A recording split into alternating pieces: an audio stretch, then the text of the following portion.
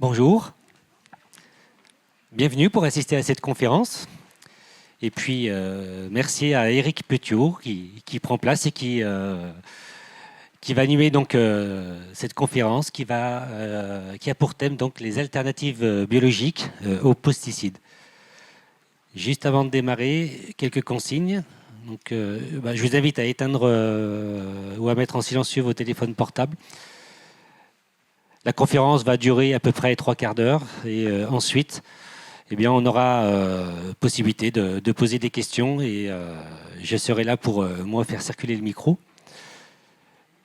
Je vous indique également que la conférence est enregistrée et donc vous avez la possibilité de pouvoir la retrouver sur le site de Primevert. Vous tapez Salon Primevert et elle sera disponible à peu près sous 15 jours. Donc je vous invite à revenir régulièrement pour voir quand est-ce qu'elle sera en ligne. Et sur ce, bonne conférence.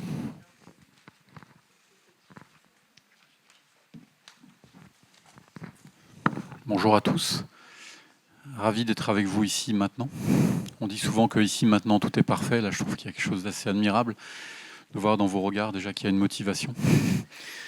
Je me présente rapidement. Je suis installé dans le Pays de Gex, donc c'est le département de l'Ain.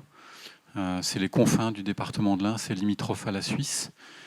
Je me suis installé volontairement en altitude, en fait c'est la moyenne montagne, à 600 mètres d'altitude. J'ai créé en 90 d'abord une entreprise de soins aux arbres. J'ai eu jusqu'à 8 salariés et un centre d'expérimentation en biologie de l'arbre. Et j'ai fait mes premières fermentations de plantes avril 90, je n'oublierai pas.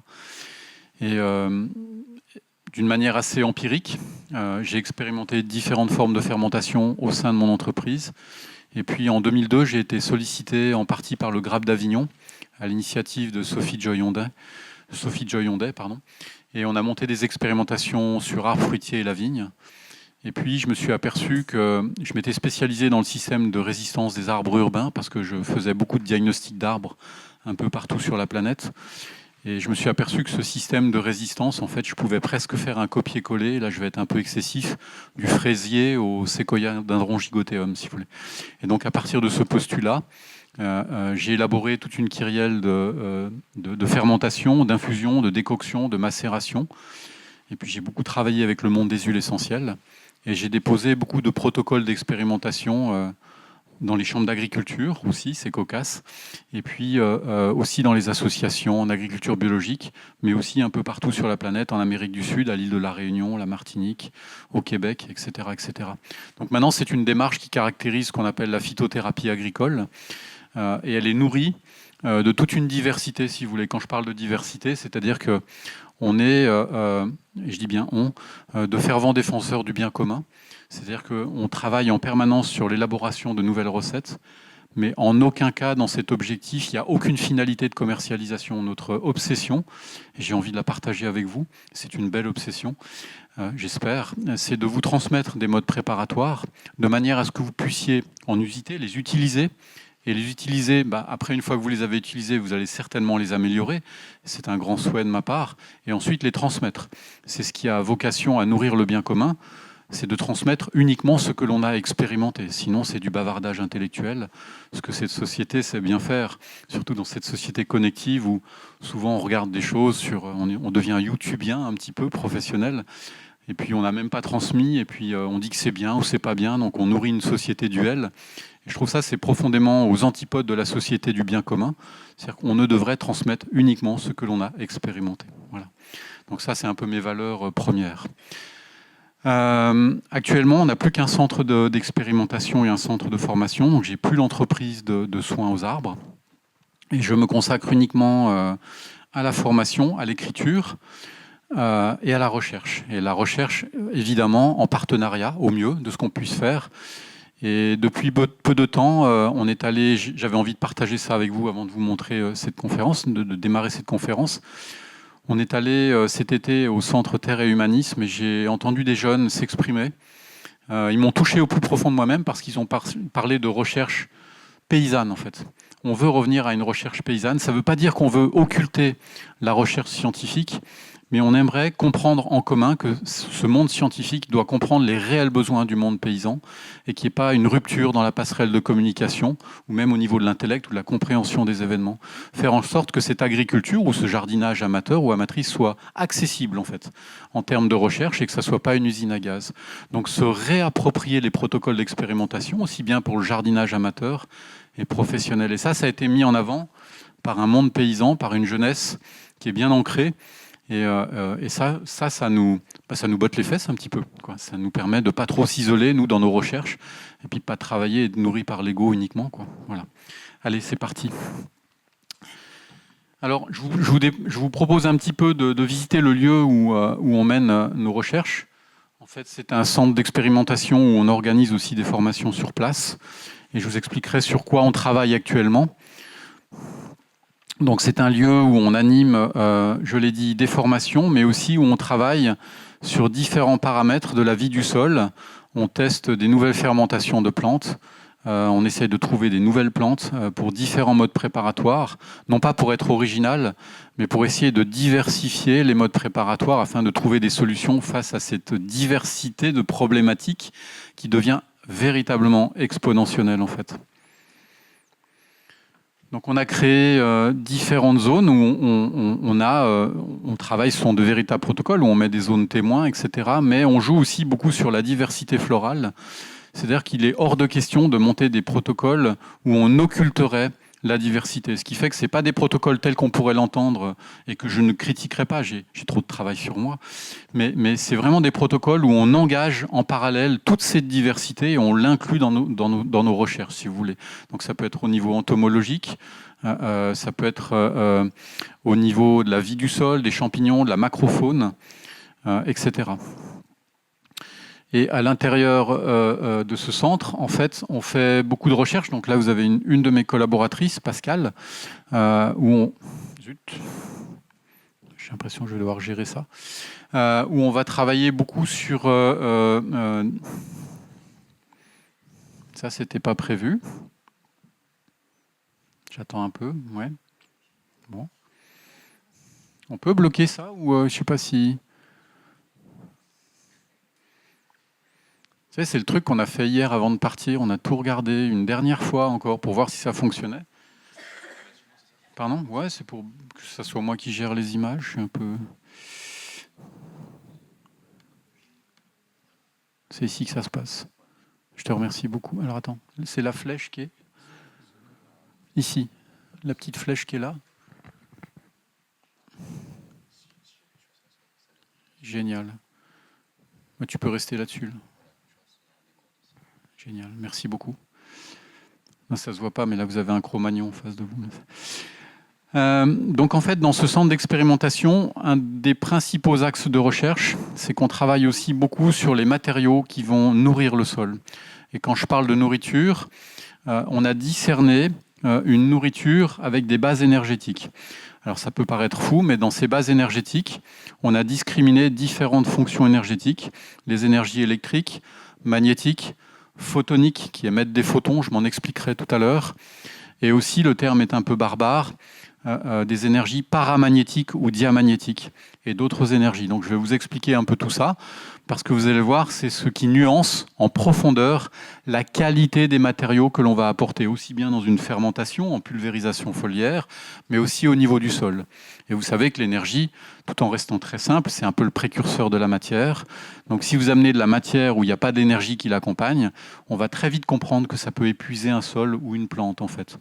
Alors là, ici, en l'occurrence, sur des bandes comme ça expérimentales, on va travailler sur différents matériaux, différents broyages de bois, par exemple.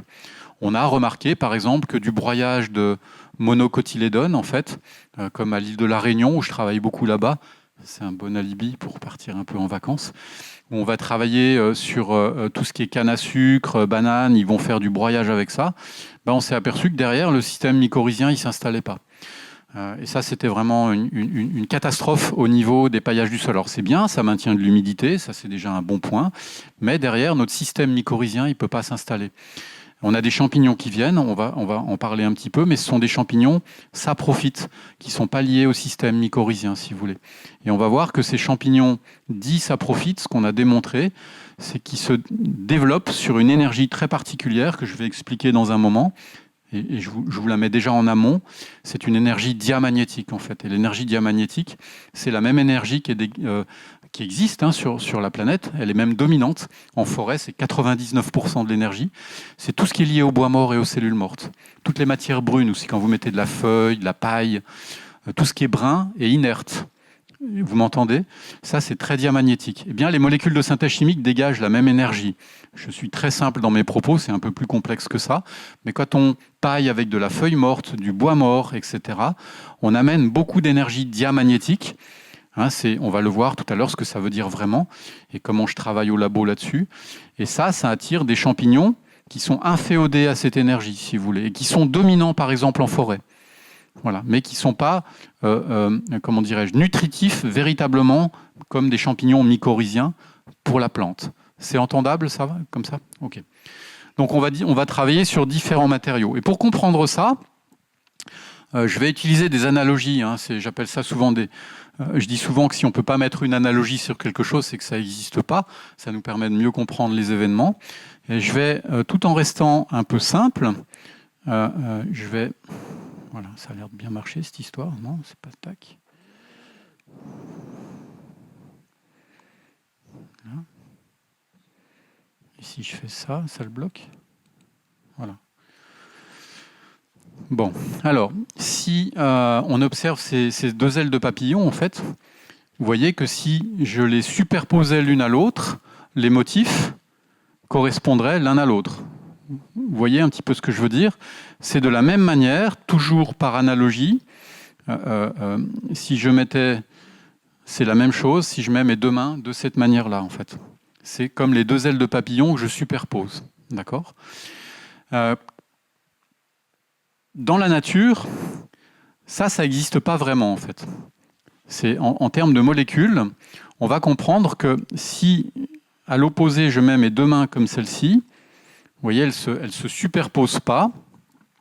Ce qu'on appelle en fait dans la chimie, pour ceux qui ont fait un peu de chimie, la main gauche et la main droite correspondraient à ce qu'on appelle des énantiomères. Donc on aurait un énantiomère, je vais vous expliquer comment je travaille et quel matériel au labo, un énantiomère lévogire gauche en fait, et puis un énantiomère dextrogire droite en fait. Et dans la nature, il y a les deux. Il y a un grand scientifique, biologiste moléculaire, Braque, à Orléans, qui a travaillé là-dessus, pour moi un des plus grands scientifiques là-dessus, et qui va vous dire, par exemple, sur la planète, vous avez du lévogire et du dextrogire. Mais on ne sait pas pourquoi la vie a choisi le lévogire. Et pourtant, moi, quand je mesure, le dextro est dominant. Hein. Et on verra que, je vous ai dit tout à l'heure, le paramagnétisme et le diamagnétisme, on n'a pas vu ce que c'était encore, mais le diamagnétisme, qui est lié au bois mort, à la masse inerte, il est dominant aussi. En forêt, il y a plus de bois mort que de bois vivant, en fait. Si je dissèque un arbre, ce que j'ai fait pendant des années, j'ai 99,9% de masse statique, de cellules mortes, et le si peu qui reste, c'est de la cellule vivante. Donc on verra que la mort est dominante, mais il ne faut pas la voir comme quelque chose de négatif, en fait, parce qu'on en a besoin dans des cycles de rétrogradation au niveau de l'humus, etc. Donc là, en fait, si vous voulez, on va rester très très simple dans notre vision de la chose. Si j'essaie de comprendre dans ma position de main, je pourrais dire ici que ma main gauche, c'est une cellule naturelle, c'est une molécule naturelle, pardon, et puis ma main droite, c'est une molécule de synthèse chimique, si vous voulez. Et si vous regardez, je ne peux pas poser le micro, mais mes deux mains sont identiques, d'accord? Mais on n'a pas réussi à les juxtaposer comme la première photo. Les chimistes n'ont pas réussi à faire ce qu'on appelle des énantios purs.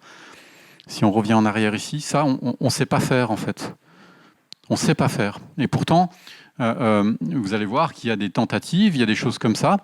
J'ai même des grands chercheurs qui sont venus à la maison qui m'ont exposé ça. Ils disent si, on peut copier la nature, on peut même mieux faire. J'ai une suspicion par rapport à ça, mais je vais essayer de m'en expliquer tout doucement. Voilà. Donc on a retenu ensemble qu'on avait sur la planète du dextro et du lévogire. Et en fait, ça veut dire quoi? On va rester toujours très très simple. Je suis désolé pour ceux qui ont fait de grandes études dans ce domaine. Je suis ici pour essayer d'apporter de la manière la plus simple une compréhension par rapport à ce qu'est une molécule naturelle et une molécule de synthèse chimique. Ça a été un peu l'œuvre du dernier bouquin qu'on a écrit avec Patrick. Alors, imaginez que vous ayez mal à la tête. On va fonctionner par analogie, encore une fois de plus. Vous avez deux options. Je vous propose deux options, bien qu'il y en ait tellement d'autres. La première, ici à gauche, c'est la molécule de synthèse chimique. Imaginez que vous décidiez de prendre un paracétamol. Respirez, prenez sur vous, c'est une proposition, ça va aller, vous allez voir. Vous prenez un paracétamol et si on analyse, vous allez voir avec le matériel que j'ai au labo, ce qu'on appelle le polarimètre, où on vient polariser la lumière. Si j'analyse ce paracétamol, en fait, il va dévier le photon, ce grain de lumière, il va dévier la lumière sur la droite. En fait, il vient la polariser sur un angle, en fait. Ça peut être à 20 degrés, il va la faire dévier à 20 degrés, à 40 degrés. Je crois que le paracétamol, c'est 80 degrés et des poussières. Donc c'est fortement dextrogir, c'est que ça met beaucoup de temps pour être biodégradé. Ce qui est pratiquement impossible dans le corps humain, en fait. Ce qu'on a démontré à Ontario, au Québec, etc. Ce qui génère des lésions hépatiques. Pourquoi ? Parce qu'en fait, ça fait plusieurs circuits dans le sang, dans les graisses, etc. etc. J'ai une deuxième option, c'est l'amande poivrée, en fait. C'est une proposition.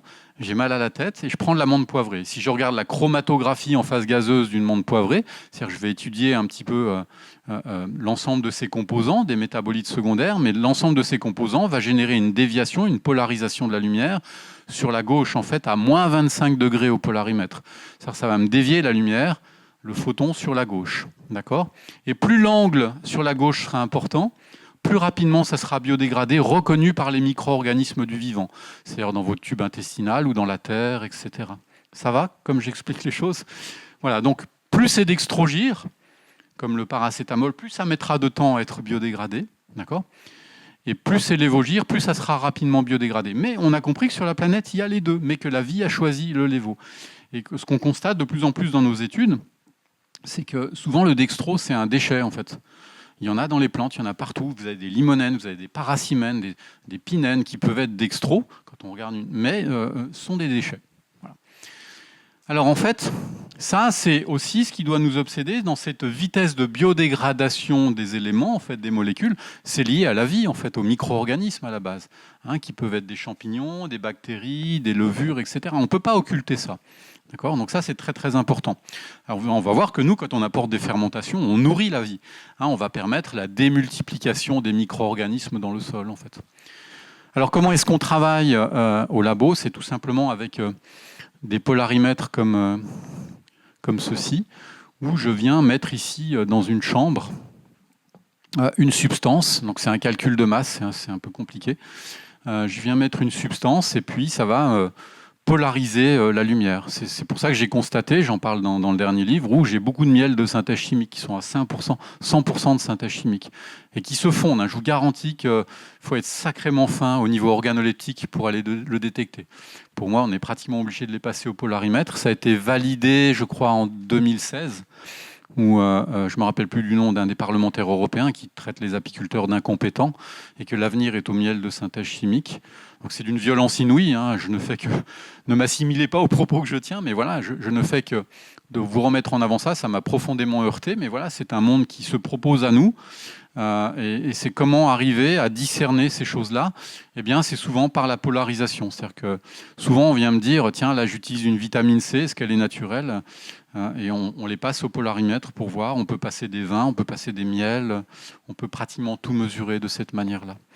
Donc ça, c'est des polarimètres qui sont facilement accessibles. Et malheureusement, moi, j'étais associé à Guillaume Fontaine, j'aime beaucoup, qui a créé une association qui s'appelle TELUS SRS. C'est un astrophysicien apiculteur, imaginez le mélange des deux.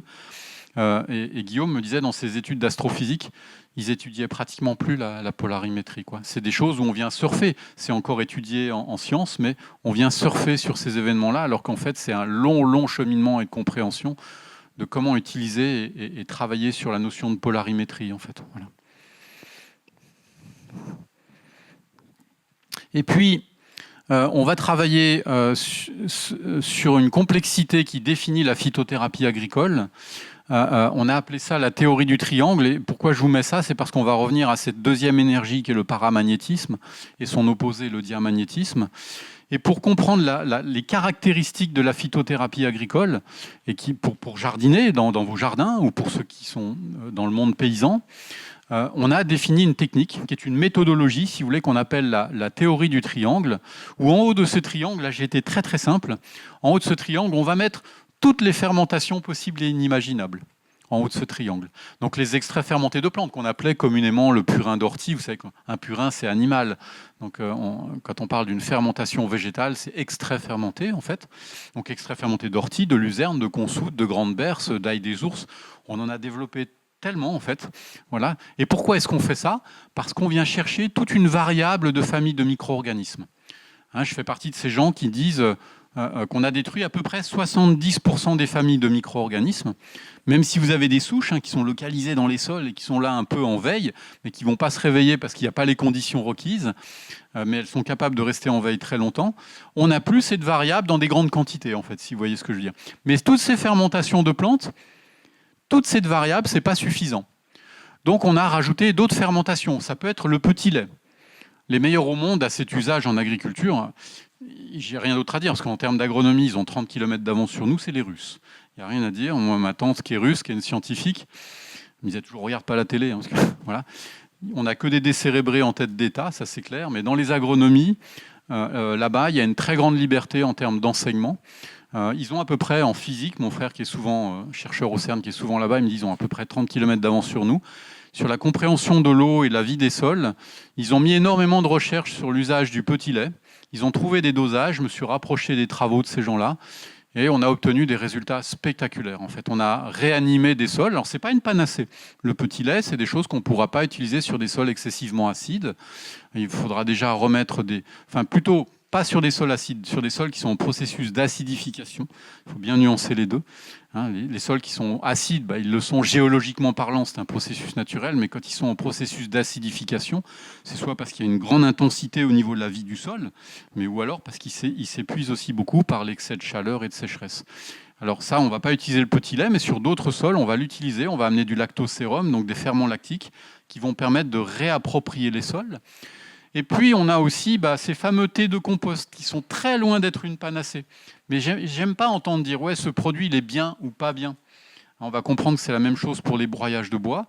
Il y a des sols qui peuvent accueillir et d'autres sols qui ne sont pas à même d'accueillir certaines substances. Donc, il faut bien nuancer les choses. Et puis, outre ces thés de compost qui sont très oxydés, alors sur des sols qui sont très réduits, on verra ce que ça veut dire, on peut utiliser les thés de compost. Mais on a aussi retrouvé...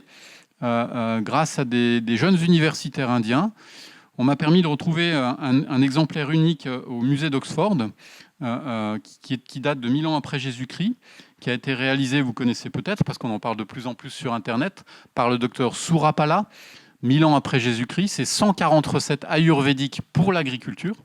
Donc il a écrit pour l'humain, l'animal, mais il a sorti un pavé que j'ai à la maison et je vous garantis que... Alors au début il est en sanskrit, on l'a traduit en anglais, on va faire en sorte de le traduire en français. Et on a 140 recettes dedans. J'en ai testé que 2 sur 140 et je crois que je suis tombé sur une des meilleures que peut-être certaines et certains d'entre vous connaissent, c'est la fameuse Panchagavya en fait, qui est un mélange d'urine de vache. Bon là, il faut être croisé moins de zen pour chercher de l'urine de vache. Donc là, on va plutôt chercher de l'urine humaine. C'est du petit lait, c'est du jagré, sucre de dattes, banane. Alors on essaye de nous, non pas l'améliorer, on en est incapable, mais de trouver des matériaux plus locaux pour être plus éthiques. Je dis souvent à mes enfants, quand ils me demandaient, quand ils étaient petits, c'est quoi le progrès, je leur disais souvent, c'est hier. Je vais être très clair en termes de recherche. Nous n'avons pas égalé le mode préparatoire qu'est la Panchagavya du docteur Surapala, mais qui date qui est plus vieux que 1000 ans après Jésus-Christ, en l'occurrence. Mais en termes d'efficacité, nous ne l'avons pas égalé. Ça fait 30 ans que je travaille sur les fermentations de plantes, et je vous le dis là avec une certaine légèreté, parce que ça m'amuse, j'aime bien rire de moi-même, mais on n'a pas réussi à égaler l'efficacité de la Panchagavya. Voilà, ça c'est clair. Donc c'est pour ça que vous avez vu, je mets l'accent là-dessus, parce que je l'enseigne de plus en plus dans le monde professionnel, et on a réanimé des sols totalement épuisés avec ça. Et vous allez voir qu'en même temps, cette recette-là, alors, je vous ai dit, il y a petit lait, bouse de vache, banane, sucre de dattes, eau de coco. Alors, on essaye de retrouver des substituts. Enfin voilà, puis c'est des étapes. Il faut 30 jours à peu près pour la faire. C'est des étapes successives où on rajoute des ingrédients, surtout sur les 6 premiers jours. C'est passionnant à faire. Et c'est un niveau de famille de micro-organismes incroyable. Enfin voilà, etc. Donc voilà, ça c'est le haut du triangle. Toutes nos fermentations avec une variable de micro-organismes. Et puis, en bas à droite, eh bien, c'est la nourriture des micro-organismes. Parce que si vous pulvérisez au sol ou sur des feuilles des micro-organismes et que vous ne les nourrissez pas, ça ne va pas tenir. Je pense que ça aussi, c'est entendable. Et là, on va essayer de sélectionner une nourriture naturelle, bien évidemment. Donc, par exemple, les engrais organiques, qui peuvent être les fientes de poule, mais aussi la farine de plume. Mais vous avez aussi les amendements, qui peuvent être les composts, les fumures, donc les fumiers. Tout ça, ça paraît fou, mais c'est une nourriture des micro-organismes. Parce que dans les fumiers, vous n'avez pas les micro-organismes qui permettent de décomposer le fumier dans le sol existant. Et malheureusement, nos sols sont complètement dépourvus de vie pour décomposer ces fumiers. Vous avez remarqué, souvent, on va dans les champs où on a des exploitants, on va le dire comme ça, mais n'y voyez aucun jugement, qui vont mettre du fumier dans le sol. Vous revenez 6 mois après, vous faites du frisbee avec, il ne s'est pas décomposé, quoi. C'est normal, vous n'aviez pas la vie dans le sol pour le décomposer. Un vrai sol, normalement, alors, il y a plein de sols différents. Vous avez des sols de chevaux, vous avez des sols Ferrari, mais un sol Ferrari, vous mettez un fumier, 3 semaines après, vous revenez, il n'y a plus rien. Un sol de chevaux, il faut 2 mois et demi, 3 mois. Vous voyez, ça dépend géologiquement de ce qui se passe dans le sol, etc. Géochimiquement, biologiquement, physiquement dans ces sols. Et puis, on va y mettre aussi des engrais verts qui rentrent dans la nourriture, parce que ça amène de la chlorophylle. Il faut beaucoup de chlorophylle dans un sol. Ça, c'est très, très important. Il faut de la matière verte et non pas inerte. On va voir. Mettre de la paille, des feuilles, et on en met en ce moment, parce qu'on parle de carbone et on confond matière organique et carbone. On met beaucoup trop de matière organique inerte dans nos sols sur des hectares et on parle de piéger le carbone et ça va être un drame, non pas écologique, mais au niveau de la vie du sol. On est en train de partir en forêt en ce moment. Ce n'est pas une forêt qu'on veut créer, nous. On veut produire. On va en parler parce que ça, c'est une sacrée nuance quand même, qui n'est pas des moindres. Et puis, grâce aux travaux de cet agronome, où là c'est mon cœur qui parle, mais Hervé Covès, qui m'a beaucoup aidé. Il suffit de taper Hervé Covès, donc... Voilà, j'ai déjà la chair de coq quand je parle du personnage. Hervé a beaucoup travaillé, m'a beaucoup aidé avec des étudiantes et des étudiants et on a développé des travaux grâce à lui sur le miel en fait. Et ça vous paraît fou, mais on pulvérise du miel sur les feuilles et le sol à des dosages très précis parce que c'est une nourriture très lévogire, donc ça vient polariser la lumière sur la gauche. C'est la nourriture la plus lévogire que je connaisse et les micro-organismes se jettent goulûment dessus, ce qui va augmenter la conductivité du sol. On aura une démultiplication de la vie du sol. Et selon les dosages, en pulvérisation foliaire, là on va être de 1 gramme à 10 grammes, on est en confusion sexuelle, pas du jardinier, d'un papillon par exemple.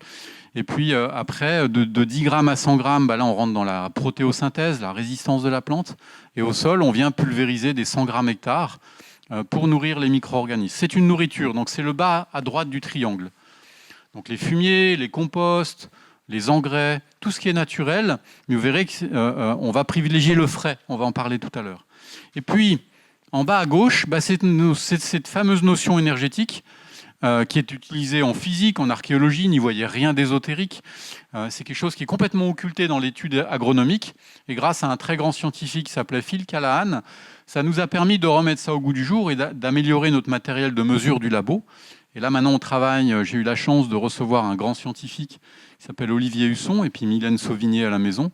Et ça nous permet d'améliorer le matériel d'analyse, en fait.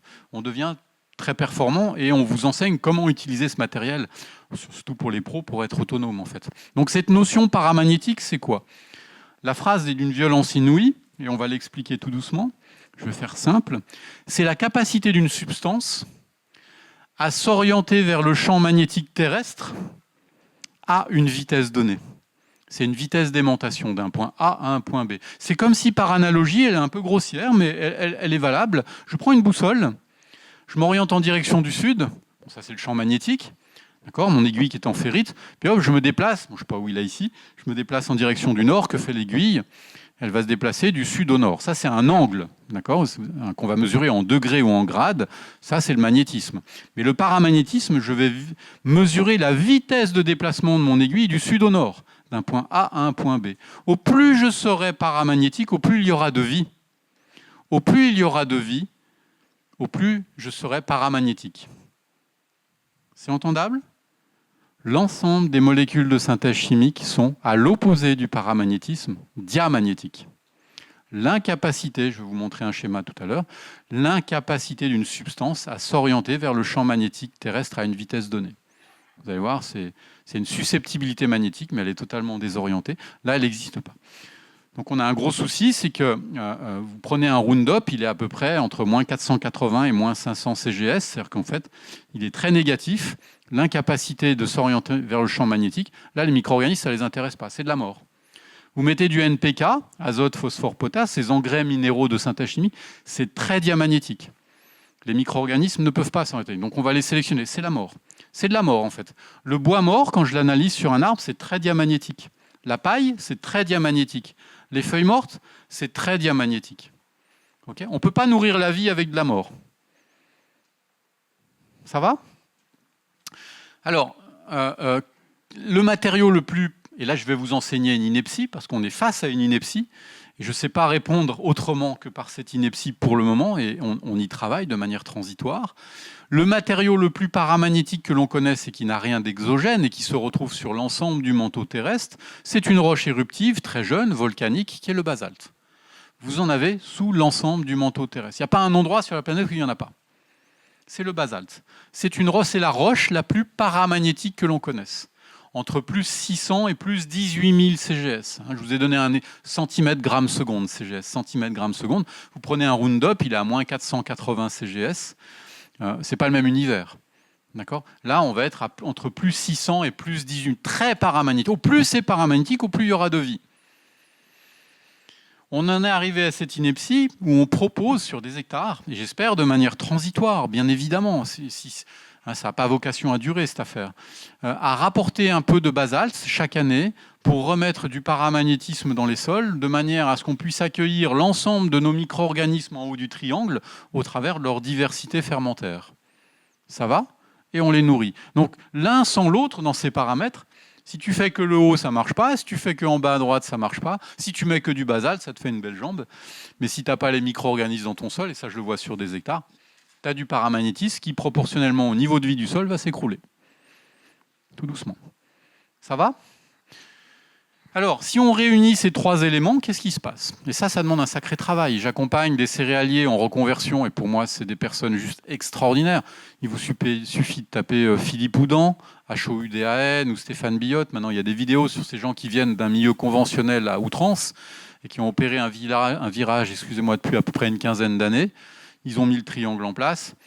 Et ils sont à peu près sur 400 hectares, ils sont passés de 150 jours de travail l'année à 28 jours l'année. Ils ont piégé des tonnes de carbone par hectare. Ils ont des sols qui sont devenus ananthropiques, c'est un terme qui peut choquer. Jacques Prunier, ce grand scientifique, je crois qu'il était venu une fois au Salon Primevère, avait lancé aussi cette notion d'adanthropisme pour le corps humain, mais elle existe aussi au niveau du sol, de la planète, la capacité d'un organisme à s'auto-réparer par lui-même, en fait, comme un organisme humain qui vient chercher ses cellules souches au niveau de la moelle osseuse afin de s'auto-réparer en beaucoup de circonstances. Voilà, ce grand scientifique était Jacques Prunier, l'avait démontré à l'hôpital de Grenoble, des gens qui avaient perdu la vue, ça lui avait coûté cher, il était bon, il avait eu un procès en 2007. Donc ça prouve quand même que c'était quelqu'un d'intéressant.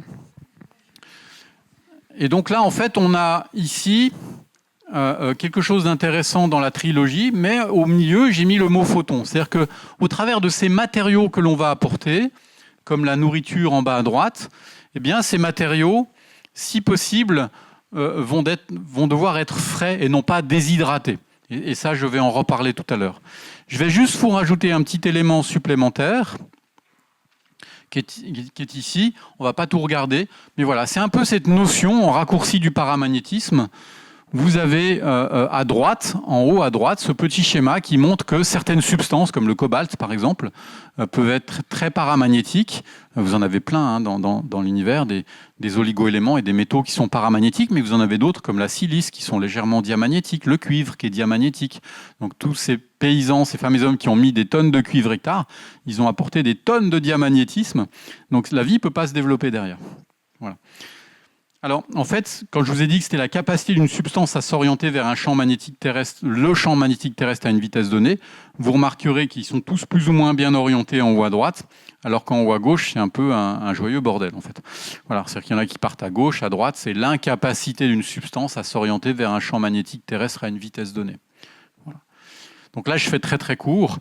C'est-à-dire que si je mets tout le temps de la paille, je reviens à la charge, du bois mort, du broyage de bois mort au-delà de l'année, c'est très diamagnétique. Donc là, j'aurai des champignons et on me dit, ça tient pas ta théorie, Eric. On me dit ça dans les grandes villes parce que regarde, j'ai plein de champignons. Oui, mais des champignons saprophytes, non mycorhiziens, inféodés à l'énergie diamagnétique qui ne nourrissent pas la plante, et on part en forêt, tout doucement. Tout doucement, on part en forêt. On crée de l'humus mort, en grande partie, des sols archaïques, sur des hectares maintenant, et je commence à avoir des retours de manivelle sur des hectares où des gens qui ont piégé du carbone, ils confondent matière organique et carbone, mais ce carbone, ils sont allés le chercher dans une matière organique inerte, en grande quantité dans les sols. Et là, j'ai une sacrée variable de possibilités. Soit je change d'orientation, j'essaie d'amener de la vie, soit je reste sur cette méthodologie qui fait que je vais avoir des familles de micro-organismes inféodés à cette énergie diamagnétique et je pars en forêt parce que la forêt, elle fonctionne comme ça. Mais pour la forêt, c'est pas un problème parce que c'est un circuit fermé. D'accord ? On n'est pas en import-export. Moi, quand je fais de la tomate, je sors ma tomate. Quand je fais des pommes, je sors... Vous voyez ce que je veux dire ? Je fais du maïs, je suis en import-export. En forêt, il n'y a pas besoin d'avoir énormément de paramagnétiques. Nous, il nous en faut plus, voilà, parce qu'on exporte beaucoup. Alors, on travaille avec deux matériels différents. Moi, au labo, je travaille avec celui-ci, qu'on appelle le Phil Callahan Solmeter. Donc, c'est Callahan qui avait élaboré à la base ce matériel qui a été amélioré. On travaille avec des physiciens, des électroniciens. Et puis maintenant, il y a le Partington. Donc, c'est Olivier Husson qui travaille avec, qui est un peu plus précis que celui-ci. Peu importe, on parle le même langage. Il existe du matériel. C'est aussi pour vous dire qu'on travaille de manière relativement pointu sur ces analyses-là. Ce qui me choque quelquefois, c'est que quand j'ai des agronomes, des jeunes agronomes qui sont dans leurs études, qui ne connaissent pas ça, j'ai eu une classe il y a peu de temps en arrière, il y a 2 ans, où j'ai 19 élèves qui sont se levés, qui ont quitté la classe, parce qu'ils m'ont dit ce que tu racontes, c'est des conneries, on ne nous l'a pas enseigné à l'école. Donc ils étaient venus pour apprendre ce qu'ils savaient déjà. C'est la première fois que j'ai vécu ça, donc il n'y a rien de violent dans ma tête, et c'est entendable pour moi, parce que voilà, c'est leur cheminement. Mais ça m'a ramené à un travail sur moi où il faut nuancer l'intelligence et le savoir, en fait. Ça, c'est très important. Alors, dans cette vision du paramagnétisme et du diamagnétisme, dans cette notion en haut à droite du paramagnétisme, en fait, on va travailler à minima nos sols, on ne va plus les labourer en profondeur, parce que là, on vient perturber énormément la vie, et si on perturbe la vie, on perturbe le niveau, cette énergie paramagnétique. On va travailler sur des couverts, on va apporter du basalte, des extraits fermentés, certaines formes de sucre, dont le miel, dont je vous ai parlé tout à l'heure. On travaille avec des huiles essentielles, des oligo-éléments, certes, avec tous ces matériaux, si vous voulez, qui sont naturels et qui apportent beaucoup d'énergie. Voilà. Ça, c'est important de le comprendre. Et puis, à l'opposé, et là, je suis un peu caricatural et je m'en excuse, le diamagnétisme, il est lié au travail profond du sol, au sol nu, où là, il n'y a plus d'équilibre au niveau du sol. Et ça, dans le jeu de questions-réponses, je pourrais y répondre sur cette notion d'équilibre. Tous les engrais comment dirais-je, chimiques, de synthèse chimique, qui sont très diamagnétiques, les fongicides, les insecticides, les viricides, les bactéricides, quand je les analyse au labo, c'est comme si je pulvérisais une énergie de la mort, en fait. Voilà, et donc on se retrouve avec des micro-organismes afféodés à ces énergies, mais qui ne permettent pas d'apporter de la vie à la plante, en fait. Voilà. Et j'espère que c'est entendable, mais s'il faut, je développerai plus dans le jeu de questions-réponses. J'essaye de rester le plus léger possible. Donc je vous l'ai dit tout à l'heure, si je viens mesurer, analyser des bois, et ce que je vois beaucoup dans les villes ou en jardinage pour amateurs ou sur des hectares où on dit tiens, je vais mettre du BRF, du bois raméal fragmenté. Alors déjà, le bois raméal fragmenté, ce qu'on sait, c'est du bois de l'année. Le bois de l'année, les phénols, ces métabolites secondaires, ne sont pas polymérisés. Donc ils ne sont pas encore en chaîne. C'est comme des maillons phénolés, mais ils ne sont pas en chaîne. Ça, les champignons mycorhiziens qui sont inféodés à l'énergie paramagnétique, donc qui nourrissent la plante, qui amènent l'azote, 60 unités hectares, le phosphore, etc. Eux, ils sont là. Tant que c'est du bois de l'année. Mais si vous mettez du bois de l'année, vous me suivez toujours, sur un sol qui n'a pas de vie, donc pas suffisamment de micro-organismes, bactéries, levures, etc., ce bois de l'année, il va mettre beaucoup de temps à se décomposer, donc il va vite devenir mort. Donc il va se transformer du para très fortement en diamagnétique. Et donc là, on ne met pas du BRF là où il n'y a pas la capacité d'accueil. Ça, c'est la première chose. Donc il y a des sols qui, de manière passagère, on peut dire ça comme ça, ne peuvent pas les recevoir. Je ne dis pas qu'on ne pourra pas en mettre, parce que ça pourrait être une finalité, mais il y a des sols qui ne peuvent pas l'accepter, parce qu'il n'y a pas suffisamment de vie pour le recevoir. Et puis, deuxième chose, quelquefois, on met ce qu'on appelle du BRF, et ça n'en est pas. C'est du bois au-delà de l'année, qui est majoritaire. On ne peut pas mettre du bois que de l'année, mais il doit être majoritaire. Et si ce bois est au-delà de l'année, il est fortement diamagnétique parce que c'est des cellules qui sont liées à la masse statique d'une plante, c'est du bois mort. Donc là, c'est les champignons saprophytes qui vont s'intéresser à ça, mais rien à voir avec le système mycorhizien qui amène l'azote, le phosphore, les oligoéléments à la plante, etc. Donc c'est juste dramatique. C'est comment flinguer des sols très rapidement. Donc ce débat à dire le BRF c'est bien ou c'est pas bien, il est erroné, il est tronqué. Il y a juste des sols qui ne sont pas à même de manière transitoire à recevoir ce type de matériaux. Voilà, c'est tout. Donc nous, en fait, ce qu'on travaille, c'est différentes qualités de bois. En fait. Donc on peut l'amener frais, mais à un moment donné, ce bois frais, vous voyez, il peut vite sécher. Pourquoi ? Parce que là où on l'a mis, il n'y avait pas de vie pour l'accueillir. Donc il se décompose très très lentement, il va sécher, il va devenir très diamagnétique. Et là, j'ai les champignons saprophytes, c'est les champignons majoritaires en forêt. Voilà. Puisqu'on l'a compris, c'est le dia qui l'emporte. Alors, qu'est-ce qu'on fait ? On a différents appareils, mais on s'amuse bien. On vient mesurer l'énergie vitale, en fait, qui a un rapport avec le photon. Ce grain de lumière, qui voyage soi-disant à la vitesse de la lumière, on n'en sait trop rien, mais c'est à peu près ça. On l'a normé, 300 000 km/s. Donc on a ce photon, et en fait, ce photon, on le retrouve où ? Moi, quand j'analyse de la matière, ce que j'ai remarqué, c'est quand je bois de la plante, je bois ou je pulvérise des plantes fraîches, ou quand je mets un compost frais, dans ce compost ou dans ces préparations, ou toi, quand tu bois une tisane de plantes fraîches, il y a des photons. D'accord ?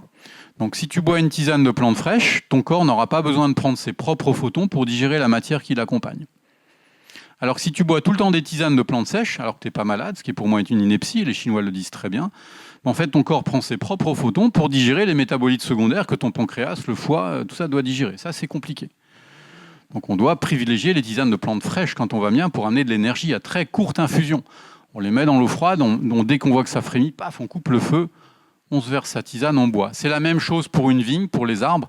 On favorise les apports d'engrais frais, on favorise les fermentations réalisées avec des plantes fraîches, on réalise des infusions et on les favorise avec de la plante fraîche, toujours et encore. Voilà. Donc ça veut dire quoi ? Je ne suis pas en train d'occulter la plante sèche. La plante sèche, en fait, ce n'est pas une concentration du principe actif par perte d'eau. Ça n'a rien à voir. Quand vous séchez une plante, c'est une augmentation du principe actif par perte d'eau. Vous aurez un peu plus de métabolites secondaires, cétone, ester, phénol, par séchage. Pourquoi ? Parce que le rameau, même s'il fait 20 cm, le temps du séchage, il est encore vivant. Et au labo, on le voit, il est vivant. Et même la plante, elle panique. On voit, on mesure des énergies photoniques, électriques, l'aiguille, elle bouge dans tous les sens, puis ça se stabilise, puis tout doucement, la plante, elle émet plus de photons quand elle va mourir. Quand elle meurt, comme un corps humain, il n'en émet plus. Donc c'est une panique, si vous voulez. C'est un mode de communication à la vitesse de la lumière. Je ne sais pas si je suis entendable. Donc en fait, plus la plante est fraîche, plus il y a de l'énergie photonique. Et ça, c'est très très important de privilégier des composts frais, des fumiers frais qu'on ne met pas à n'importe quel moment de l'année. C'est toute une méthodologie. Mais tous ces engrais déshydratés, en granulés, etc., c'est comme si vous mangiez tous les jours du lyophilisé. Moi, je travaillais en montagne à l'époque, j'étais accompagnateur et j'ai bouffé du lyophilisé, les bolinos, je sais pas. Je regardais les photos quand j'avais 20 ans, mais waouh, je vivais en montagne, mais j'avais une tête. Voilà, en fait, c'est normal, je mangeais du déshydraté tous les jours, donc ça demandait à mon corps de prendre l'énergie pour digérer cette matière. Enfin, c'était une catastrophe. Puis on avait les nourritures pour cosmonautes, vous savez, là, truc de compète, quoi. Donc on va faire attention à cette énergie photonique, ce qui veut dire que tous ces granulés là, tous ces granulés-là, on va éviter au maximum. Il y a des sols qui peuvent recevoir, et je ne dis pas que j'en utilise pas, mais c'est des sols Ferrari, quoi, qui ont le peps, qui ont de l'énergie. Ils vont vous bouffer ça en un rien de temps. Vous allez voir, il ne reste rien. En l'espace de quelques semaines, il n'y a plus rien. Mais un sol qui est épuisé, qui est fatigué au niveau de sa force vitale, par exemple, et ça on le mesure très très bien, donc c'est des forces électriques, photoniques, etc. Mettre des engrais déshydratés, ces granulés, c'est une catastrophe. C'est une catastrophe. Puis je sais pas, on est en train de quitter ce bon sens paysan. Jamais à une époque on utilisait ça. Là, c'est juste qu'on y a aliéné une économie. C'est-à-dire que l'économie qui va vous dire, mais de manière sous-jacente, qui va dire c'est génial ces engrais-là. Et vous voyez ce que je veux dire, parce que derrière il y a une puissance économique, donc on va y mettre de la technique pour crédibiliser ça. Je sais pas si c'est entendable ce que je dis, mais j'irais jusqu'à dire que c'est d'une violence inouïe ce que je vais vous apporter, mais et je fais très court, 98% des cours, 95%, excusez-moi, des cours en agronomie sont écrits par les industriels quand même.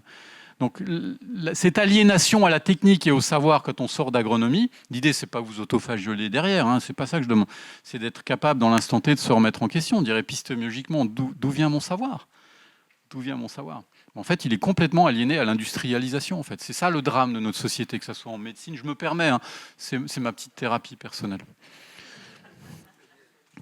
Alors, qu'est-ce qui se passe quand j'analyse des sols un peu partout sur cette planète? J'analyse des vignes qui ont été traitées avec des désherbants, des fongicides, etc. J'arrive sur des sols qui sont totalement laminés, comme on peut le voir ici. Alors, on dit, tiens, en interrant, ouais, je vais semer un peu de graminées. Ouais, bingo, la graminée, elle va pomper 30 à 40% des oligo-éléments et des minéraux sur la vigne ou les arbres fruitiers. C'est une catastrophe.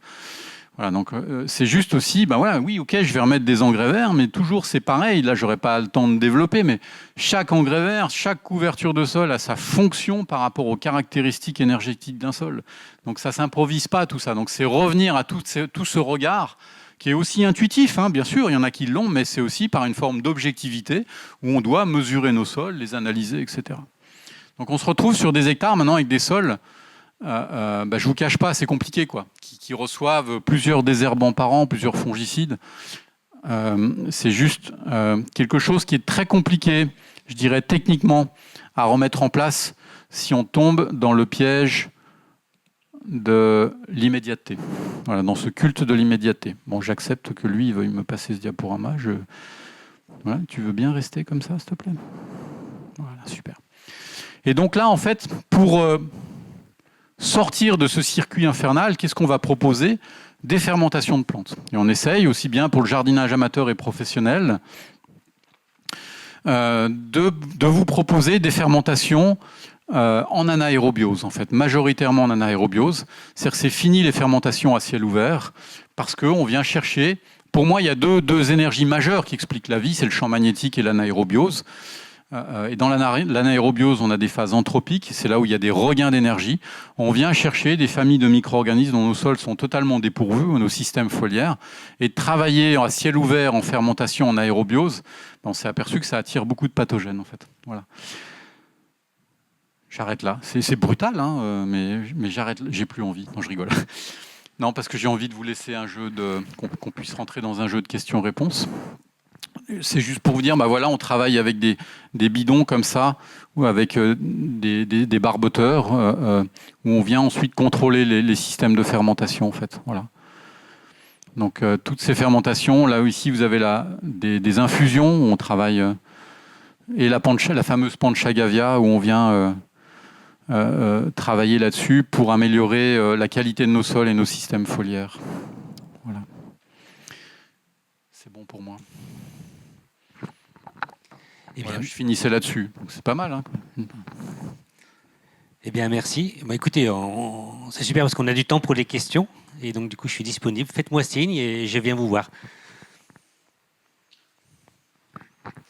Par rapport au BRF, comment est-ce que tu décrirais un sol qui n'est pas capable d'accepter du coup cette matière organique là en fait comment est-ce qu'on observe les micro-organismes voilà, quelle piste quoi pour... D'accord. Alors il y a peut-être deux options. La première, c'est la mesure de la conductivité qui se mesure en micro-Siemens ou en Siemens par mètre, qui est indirectement liée à la vie des micro-organismes du sol. Pourquoi? Parce qu'en agronomie ou en biologie, on nous a enseigné la conductivité qui était liée aux solubles, mais pas aux produits organiques, et c'est là toutes les résidus du système. Donc si ta conductivité est basse, alors si tu mesures la conductivité en hiver, c'est un peu normal, mais tu vas la mesurer au printemps, où là tu as un pic d'activité des micro-organismes qui favorise la croissance des plantes en majorité, et en automne qui favorise plutôt la résistance dans la globalité.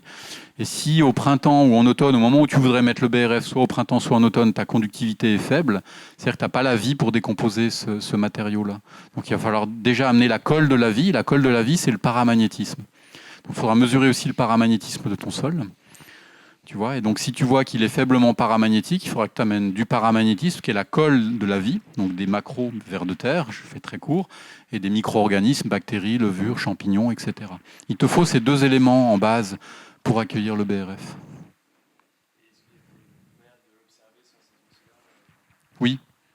Oui, j'en suis intimement persuadé. Je me rappelle, c'était une petite mémé dans les Pyrénées qui m'avait éveillé à ça. Elle me dit, oh, mais moi je ne veux pas mesurer ça, je suis sûr que mon sol il est paramagnétique parce qu'il a plein de vers de terre.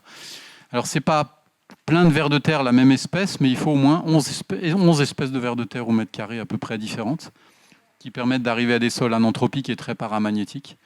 Mais tu peux avoir des sols très paramagnétiques sans vie. Hein. parce qu'elle a été détruite. Tu vas par exemple dans le Massif central, on avait des sols à peu près à plus 4000, plus 6000 CGS. Là, ils sont à plus 2250. Tu vas me dire, ouais, mais... parce qu'un bon sol, c'est plus 100 CGS, le début. En dessous, c'est un sol pauvre. Donc tu me dis, mais Eric, un sol à plus de 1000, il est bon. Ouais, mais d'où il vient? Il était à plus 5000, il finit à plus 2000. Bah, il est truffé de... Paradoxalement, il est diamagnétique parce que dedans, il y a beaucoup de molécules de synthèse chimique. Tu vois ce que je veux dire? Donc si je l'analyse, il est quand même très paramagnétique, plus de 1000 CGS, mais j'ai plus de vie dedans. Donc je ne vais pas ramener du basalte, parce qu'il est quand même suffisamment paramagnétique, mais qu'est-ce que je vais faire? Je vais amener des extraits fermentés, donc le haut du triangle, des micro-organismes, qui vont arriver sur un sol suffisamment paramagnétique, plus de 1000, je le rêve, et là ils vont se démultiplier à très grande vitesse en fait. Ça va? Question suivante. Bon, tout d'abord, merci beaucoup pour le travail fourni. C'est quand même incroyable. Et moi qui suis de la production agricole, ça permet de faire réfléchir. Excusez-moi. En production agricole, justement, moi, ça me permet de réfléchir un peu plus. Et je produis des arbres en pépinière. Et moi, j'avais justement la pensée derrière d'apporter du BRF, d'apporter des feuilles, d'essayer de reproduire la forêt. Est-ce que dans cette situation-là, on a plus intérêt à reproduire la forêt, puisque c'est des arbres qui sont forestiers, entre guillemets, ou puisqu'on est plus dans un système d'import-export, on a plus intérêt à se tourner vers des champignons mycorhiziens, vers de l'apport de matière fraîche? Ouais, j'opterais pour la deuxième proposition qui me paraît plus pleine de bon sens et sensée. Dans le sens où il faut quitter cette vision de la forêt, en fait, qui est un système fini, en fait, qui est très élaboré, coévolutif. Il faut qu'on arrête de délirer. On ne pourra pas le recopier. Ça veut dire que sinon tu produis, tu ne sors rien. Je pense qu'on s'entend là-dessus. Enfin, je ne veux pas de débat de raison ici ce soir, enfin aujourd'hui, mais c'est juste raisonner par rapport à ça. Donc ta deuxième proposition me paraît pleine de bon sens, en fait. C'est qu'il faut qu'on reste... Enfin, on va enlever il faut. Il serait nécessaire de rentrer dans un domaine de production en amenant de l'énergie, des composts frais, des micro-organismes. Donc pour moi, cette notion de triangle, qui est une notion transitoire, qu'il va falloir abandonner à un moment donné, parce que si tu es tout le temps là-dedans. Mais sur le début, quand tu te réappropries des sols, déjà comprendre l'historique de ta parcelle. Si c'est un sol qui est forestier à l'origine, ça va être compliqué parce qu'il y a le diamagnétisme qui est là, mais c'est un diamagnétisme naturel qui n'est pas issu des molécules de synthèse chimique. J'ai beaucoup de gens qui font du bio depuis 20 ans et quand j'analyse leur sol, j'en ai eu un à Limoux, c'est le cas le plus excessif que j'ai eu, 20 ans de céréales en bio, le monsieur était sous antidépresseur, il voulait arrêter, son histoire était triste. Son sol était à moins 600 CGS, parce qu'il avait complètement occulté que ses parents et ses grands-parents désherbaient au gasoil et au Roundup, en fait. Ce qu'on a fait pendant des dizaines d'années dans la Drôme, dans les Pyrénées, mais partout en France. Il y a des zones en France où on a énormément désherbé au gasoil, en fait. Donc si tu ne prends pas en considération l'histoire de ta parcelle, tu pourras faire du bio, mais tu seras champion d'aviron toute ta vie, tu vois. Donc c'est déjà ça, revenir sur des valeurs sûres, matière organique fraîche, les bactéries qui vont décomposer ça, et la capacité d'accueil de la vie, malheureusement, il est nécessaire de la réapporter, si tant est que ton sol ne soit pas paramagnétique. À minima, il doit être à plus 100 CGS, avec l'objectif d'arriver à plus 300. Voilà un peu. J'espère que je réponds à ta question, parce qu'elle est gigantesque, ta question. Donc, Une question? Centimètres, grammes, secondes. Alors moi, j'en profite, j'en ai une. Tout à l'heure, vous avez parlé du BRF. Et moi, j'ai gardé en tête qu'il y avait une précaution à prendre, notamment, et j'aimerais qu'on m'explique ce que c'est que la fin d'azote. Et quel est le problème avec cette histoire? D'accord. Alors en fait, quand tu vas apporter du BRF dans ton sol, ça va demander à ton sol, aux micro-organismes du sol, si tu veux, de piocher dans l'azote existant pour bouffer ce BRF. Donc tu vas avoir une déplétion en ce type d'atome, si tu veux, qu'est l'azote. Donc l'idée, c'est quand on dit qu'on amène du BRF, c'est d'attendre 3 mois à peu près, avoir mis le BRF, on attend 3 mois, on l'a griffé au préalable, et on vient amener un peu d'azote organique, si possible, de manière à limiter cette fin d'azote. Voilà. Mais normalement, un BRF sur un sol qui fonctionne bien, l'azote est là, parce que ça voudrait dire que ton système mycorhizien est installé. Mettre du BRF quand le système mycorhizien, donc les champignons inféodés au système racinaire de la plante, ne sont pas là, c'est une ineptie totale. Et pour qu'il n'y ait pas un choc entre la position du BRF et le système mycorhizien, pour ne pas les violenter, il faut qu'il y ait suffisamment de paramagnétisme pour que les champignons mycorhiziens aient l'énergie nécessaire pour se développer. Voilà. une question. Moi, je viens d'Afrique, du Togo précisément. Et bon, j'ai travaillé 40 ans en France comme ingénieur en informatique. Et j'ai acheté une petite parcelle sur laquelle je voudrais faire du maraîchage bio. Et évidemment, quand j'écoute votre exposé, s'agissant du BRF, que je voudrais pratiquer, et d'autres techniques pour éviter d'utiliser des pesticides, je me pose la question, comment un Africain qui n'a pas été à l'école peut demander une expertise de son terrain pour savoir que ce terrain peut répondre à des paramètres comme ce que vous avez évoqué. Comment il peut savoir si son terrain est vivant ou pas? D'accord. Voilà ma question. Mais en fait, dans ma réponse, il y aura on va checker tout ça. J'ai eu cet honneur et cette chance enfin, j'aime pas le mot honneur, mais cette chance inouïe de recevoir un des hauts représentants de l'Université du Cameroun en formation à la maison, un grand universitaire. Et on a compris que forcément l'agronomie qui se pratique en Afrique, et ma tante qui est malaisienne et qui a travaillé toute sa vie avec Francis Allais, a passé sa vie en Afrique. Donc j'ai beaucoup analysé de sol en Afrique. Donc elle était en Côte d'Ivoire et à Nairobi, à l'université de Nairobi. Donc j'ai beaucoup analysé de sol là-bas et j'ai compris que l'agronomie qu'on proposait en Afrique et celle qu'on propose ici en Occident n'est pas la même. Parce qu'ici, on a 4 saisons. Je te fais un truc très banal. C'est un lieu commun, ce qu'on se dit là. D'accord. Ça, c'est la première chose. Mais pour répondre véritablement à cette magnifique question, c'est que notre choix véritable, qui est presque un non-choix, c'est notre but, c'est d'enseigner aux gens la manière d'analyser leur sol par vous-même. C'est-à-dire quand les gens viennent en formation à la maison, on a des Africains, des Québécois, on a toute origine, Amérique du Sud, des Espagnols, on a de tout. Beaucoup de professionnels en général, mais le but, c'est de les autonomiser. C'est-à-dire de faire en sorte qu'ils ne dépendent plus de moi, je vous aime déjà tous, mais qu'ils ne dépendent plus de moi au bout de X temps. Si un technicien vient pendant 10 ans, 15 ans, en permanence chez les mêmes paysans, chez ces femmes et ces hommes, il y a une aliénation, là, il y a une dépendance. Donc l'idée, c'est de vous enseigner sur comment analyser vos sols. On ne vend pas de matériel, on est super à l'aise, on va vous dire où le trouver, tu vois, mais il y a tout ça. Donc allez trouver une phase d'autonomie, dans le regard, dans la gestuelle, dans la technicité, pour s'approprier une véritable agriculture qui est inféodée au bien commun, en fait. Je ne sais pas si je réponds. C'était ça la question? Ouais. Donc c'est toucher une forme d'autonomie, en fait, et pas créer de la dépendance en termes de technicité, ce qui est un désastre, je trouve, actuellement. Elle s'apprend. Oui. Ça vient. Je vous garantis que ça vient. J'ai des femmes et des hommes qui viennent d'Afrique régulièrement. Et alors, c'est une goutte d'eau, mais je l'aime bien, cette goutte d'eau. Et ces gens repartent avec cette capacité de pouvoir analyser leur sol et de transmettre eux-mêmes ensuite.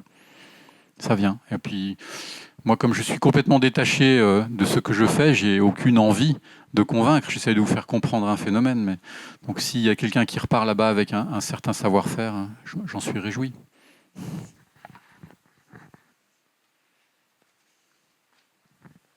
C'est à vous.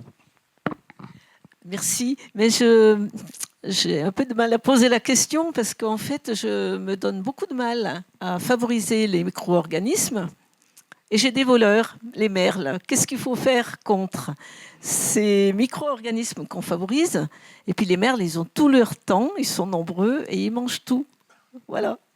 Donc c'est un problème. Et puis juste une question, mais par rapport aux granulés. Je suppose que même si on les réhydrate avant d'emploi, ça ne vaut rien non plus. Je suppose. Alors, bon, c'est plutôt les macro-organismes, les vers de terre, les choses comme ça qui sont dévorés par les merles. C'est un jeu d'équilibre. Si un jour tu passes à la maison, moi je suis en pleine montagne, sur 5000 m² d'expérimentation, et il faut être croisé moine zen, parce que j'ai des geais, j'ai des merles, j'ai des chevreuils, j'ai des sangliers. Et c'est un jeu d'équilibre, c'est-à-dire qu'en fait on arrive à un système de profusion qui est un peu exubérante, et puis donc il y a une part pour moi, petite part, et puis beaucoup pour les geais, les merles, mais je joue le jeu en fait. C'est terrifiant comme réponse, mais j'aimerais pas relancer une forme de technicité qui soit au détriment de... Et moi, j'ai envie de le dire, c'est les jeunes qui m'ont appris ça. De ne pas être contre un système, de ne pas être contre des agricultures, une forme de technicité qui tue, quoi. Je suis épuisé de ça. Même si on sait tuer biologiquement, c'est même un désastre de tuer biologiquement avec un produit biodégradable. Vous voyez ce que je veux dire? Donc, c'est un jeu de compromis, ça. Ta deuxième question, c'était quoi déjà? C'était... Granulés réhydratés. Ouais. Non, ça vaut 2 balles. Ouais, voilà.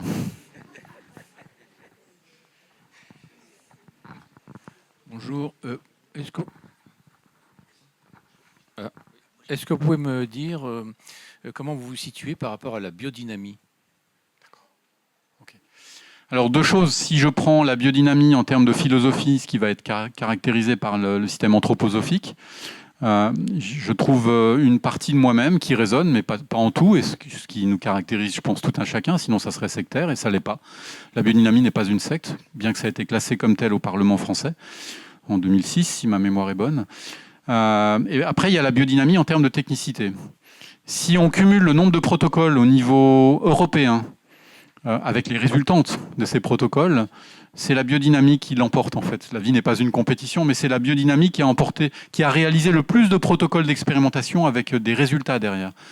On est loin derrière en termes d'agriculture dite naturelle ou biologique, parce qu'on a eu et on a toujours l'État beaucoup sur le dos. C'est-à-dire que moi, monter un protocole, c'est compliqué, hein. Tous mes protocoles sont interdits, si vous voulez, mais je les monte. Et même avec des chambres d'agriculture. Donc pour moi, la biodynamie, c'est pas une finalité, mais c'est une forme de technicité complémentaire à une agriculture naturelle. En rien, il faudrait la cadrer pour dire c'est une finalité, parce que vous allez sectoriser quelque chose et vous allez vous enfermer, si vous voulez, dans un regard. Mais c'est complémentaire à l'agriculture naturelle et dans la réciprocité, quelquefois, on a des problématiques qu'on pourra résoudre par la biodynamie et quelquefois plus par l'agriculture naturelle, etc. Et là où je vois une forme d'agriculture naturelle intelligente, c'est pour ça que je parle d'agriculture naturelle, c'est ces femmes et ces hommes qui sont capables d'aller picorer un peu partout dans toute forme de technicité, et j'irais, et n'y voyez aucune provocation, jusqu'à dire que ceux qui sont en train de révolutionner l'agriculture naturelle en ce moment sont les agriculteurs et les agricultrices en conventionnel, mais qui opèrent une reconversion. Ils amènent toute leur technicité avec eux. Et ils ouvrent tous les panneaux solaires. Quand je les reçois en formation, ce n'est pas des gens qui savent déjà.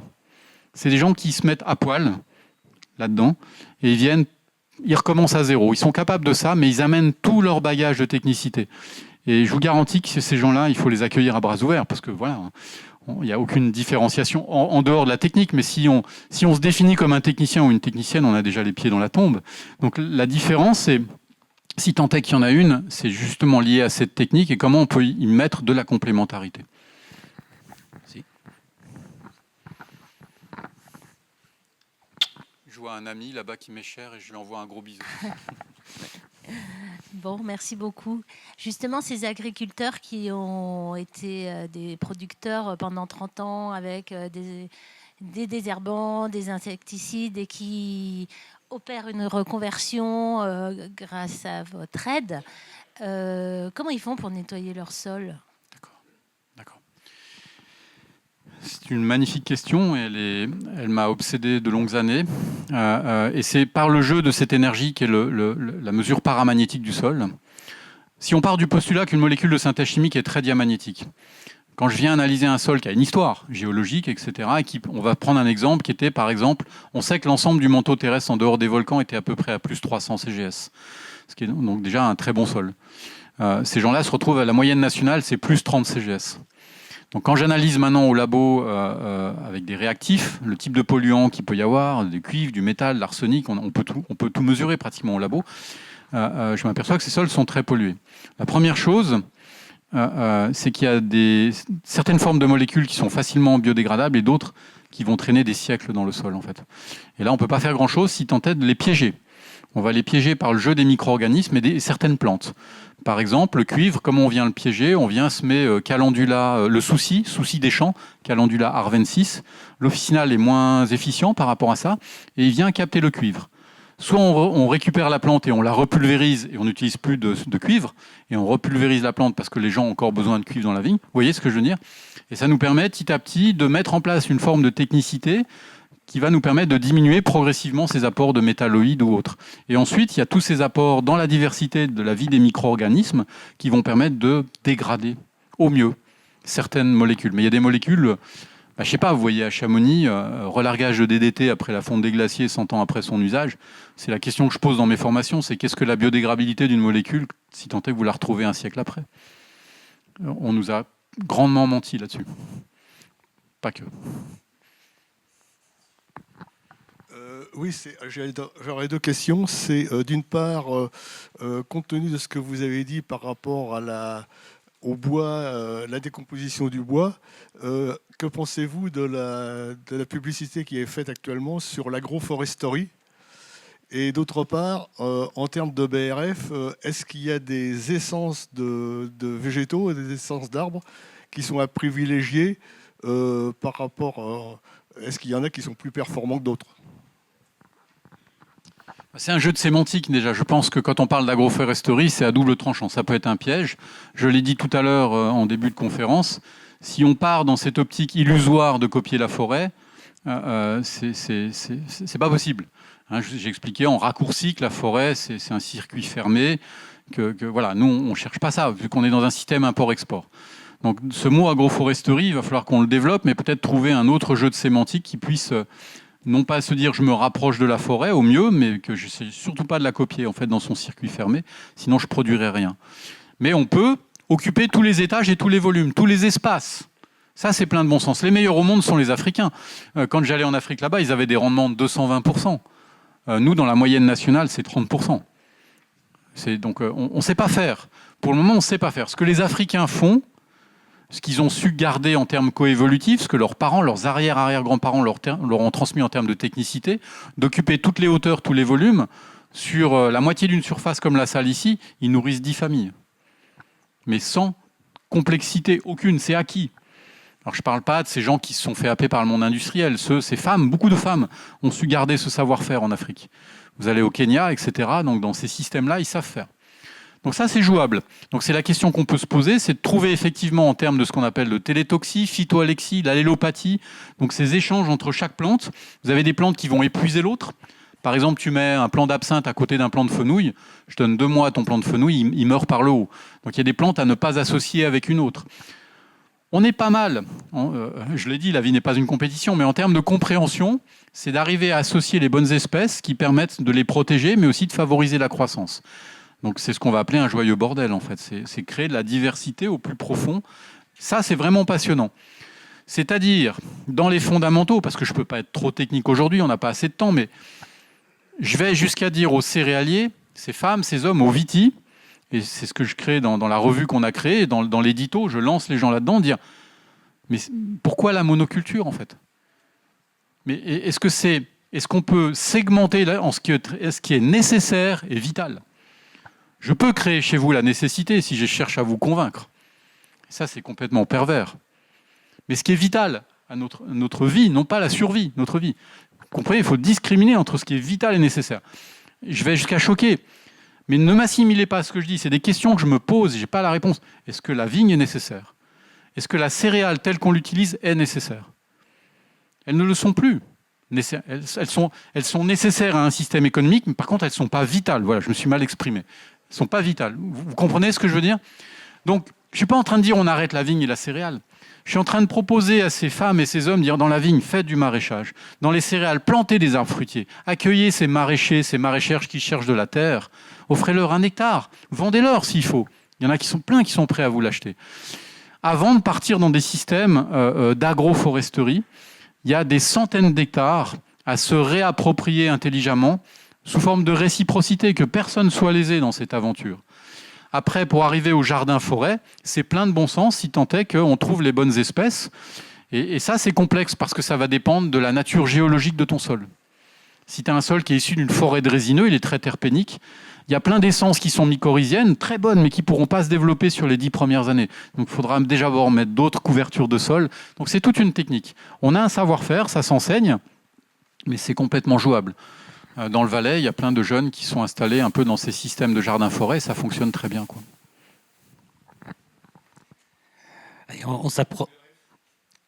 Alors j'ai une question là et je viens vers vous. On s'approche vers les 3-4 dernières questions. Bonjour, je suis ouvrier agricole. On est en arbo et maraîchage.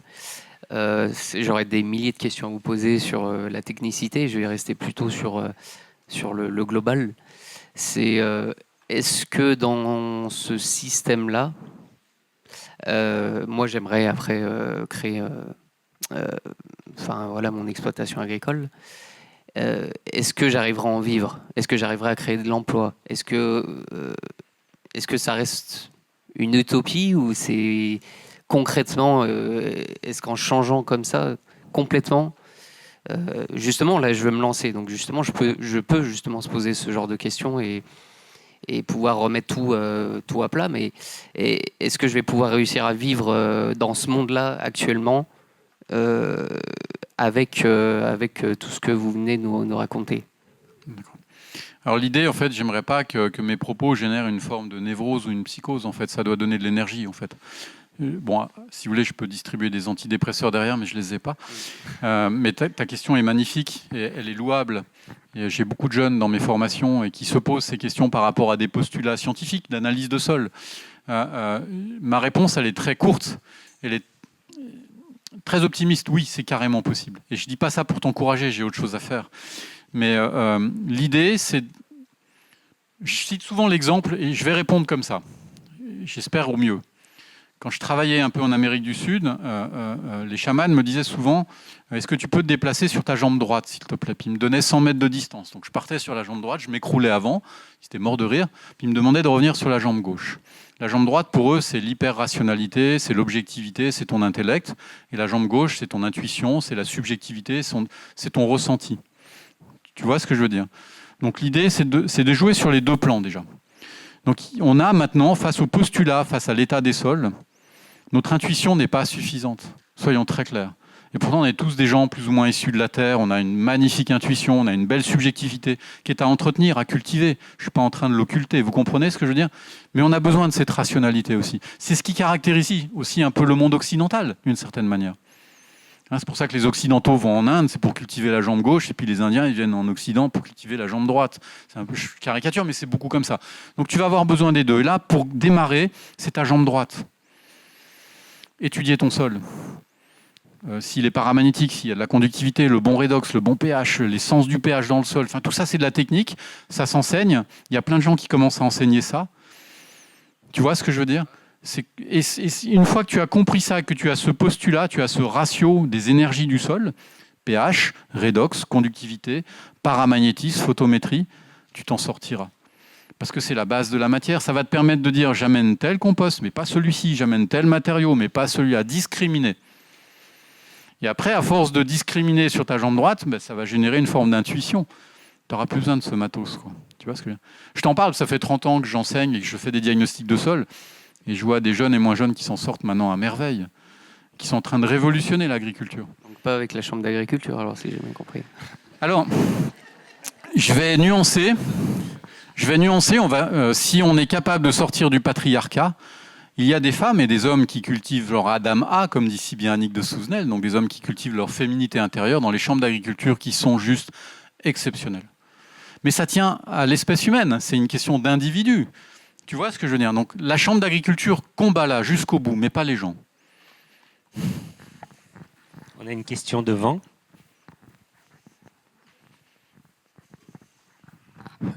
Déjà, un grand merci pour ton exposé. Et du coup, c'est plus un commentaire que j'ai envie de faire et tu réagiras.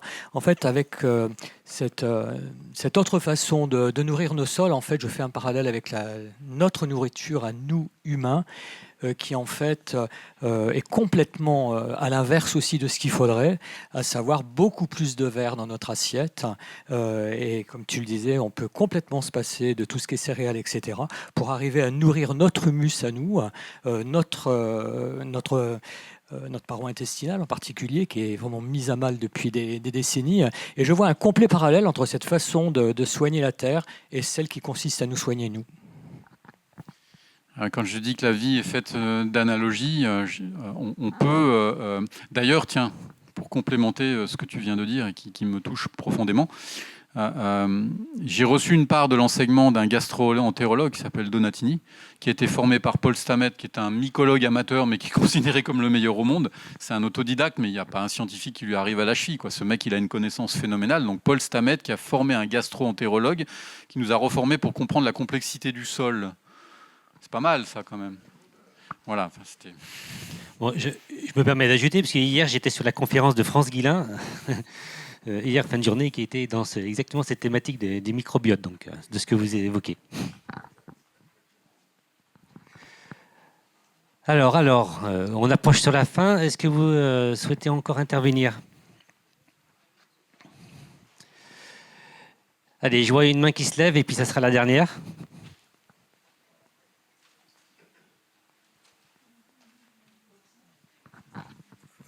Tout à l'heure, je vous ai posé la question sur les différentes essences de bois utilisables en BRF et vous ne m'avez pas répondu. Quelle maladresse. Vous êtes excusé. Non, mais je savais que je ne t'avais pas répondu, mais je me disais que j'allais peut-être y échapper. Alors, tu as les frênes. Beaucoup de frênes sont très intéressants, mais c'est pareil, ça dépend de la nature géologique des sols. Les aulnes. Et déjà, Columnel, 350 avant Jésus-Christ, on parle déjà dans des écrits, dans 56, il catégorise les aulnes, en fait. Et il dit que c'est très bon dans la vigne, mais aussi pour le bétail. Les frênes, un peu moins, mais voilà. Donc, il y a les aulnes, les frênes, certains types de peupliers, ce qu'on appelle faussement le peuplier d'Italie, mais qui vient d'Afghanistan. Donc, toutes ces espèces-là sont très intéressantes, en fait. Voilà. Donc, c'est souvent des espèces... à port diffus, mais qui sont une croissance rapide en fait. Toutes les plantes à croissance lente sont très tanniques et beaucoup moins intéressantes parce que derrière, il faut aussi imaginer l'animal derrière. Tu vois, dans la venue d'une parcelle plantée en vigne ou en maraîchage où tu viens mettre des arbres, in fine, on pourrait y mettre des animaux, mais je fais partie de ces gens qui disent qu'il y a bon nombre de sols actuellement qui ne peuvent pas recevoir encore des animaux parce qu'ils sont excessivement tassés, il faut déjà les aérer. Il ne faut pas les aérer mécaniquement parce qu'ils n'ont pas de vie. Et si tu les aères mécaniquement avec un sol qui n'a pas de vie, bah, ça va faire l'effet chamallow, il va s'aérer, mais il va se recompacter plus qu'il ne l'était à l'origine. Donc il faut l'aérer naturellement, c'est un truc de feignant, c'est avec des micro-organismes et des racines pivotantes en fait. Certains saules, comme le saule de Babylone, peuvent être intéressants aussi dans cette dynamique-là. Oui. Ouais. Le saule blanc aussi, saule argenté. Voilà. Il y a peu de phénol, peu de tanins, beaucoup d'acides qui vont nourrir l'humus. Et les micro-organismes, donc c'est intéressant. Bien, merci beaucoup, Éric Petiot. Et puis, merci à vous.